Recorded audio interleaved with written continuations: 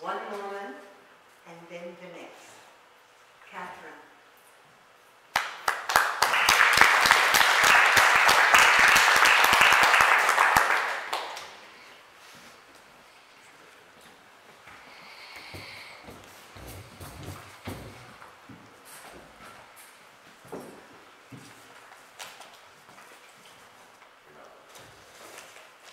I was married 23 years, and our family was very involved and very visible. We were multiple property owners who were also debt-free, semi-retired in fact. We had investments and income-producing hobbies, but the inevitable took shape. People gawked, horrified, at my ongoing weight loss, and my sunken despair-filled eyes. Police visits became more frequent, and with a stauncher warning. The kids' symptoms were obvious for the trained eye, and then the event that precipitated my understanding happened. It both enabled me to piece everything together and force-fed me to accept reality. They call this a paradigm shift. Escaping domestic violence for survival meant being drastically cut off and totally stripped in every way conceivable. Women's shelters were crucial stepping stones in crisis survival and bought me time until a bed could be available for some physical and psychological damage control in hospital. Together, they opened the doors to resources. The last 4 years, I've built a resume on crisis management, grief and trauma recovery, options for women, and mental health counseling, especially in regards to flashback management, distress tolerance, and emotion regulation. I eventually lived in an attic. I biked and walked and bussed everywhere, and I carried everything: laundry, groceries, and feelings of abandonment.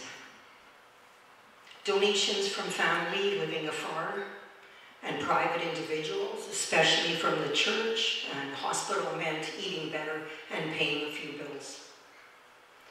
Seizing opportunities, I became employed. Investing in my skills and resume, I completed the National Food Safety Training Program, workplace first aid, and undertook weekly night courses for a personal support worker certification. Furthermore, I wholeheartedly contributed to the I Can Plan for Safety project to develop an online resource for rural women to escape domestic violence. Physical negligence and psychological abuse press their deathly bony fingers through many agents. It comes also through inaction. I can't get any movement against the non-compliance with our court orders.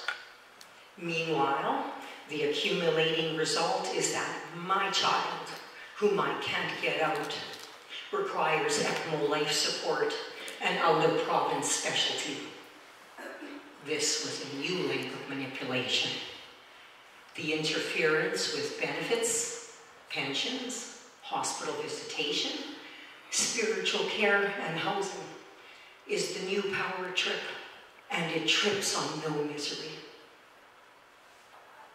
Today, I continue to be the sole caregiver for my child.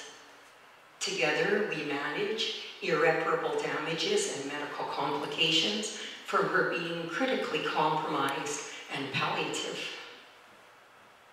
I have advocated alone for my child and against many intimidations spanning 3 provinces: the police, hospital legal teams, the provincial ombudsman, lawyers, family court, Children's Aid Society, Department of Veterans Affairs, and Canada Revenue Agency, Child Protection Services, the Privacy Commission, banking institutions, therapists, patient advocates, school districts, and youth programs. Despite all obstacles, I still possess my greatest weapons: prayer, hope, and love. Thank you.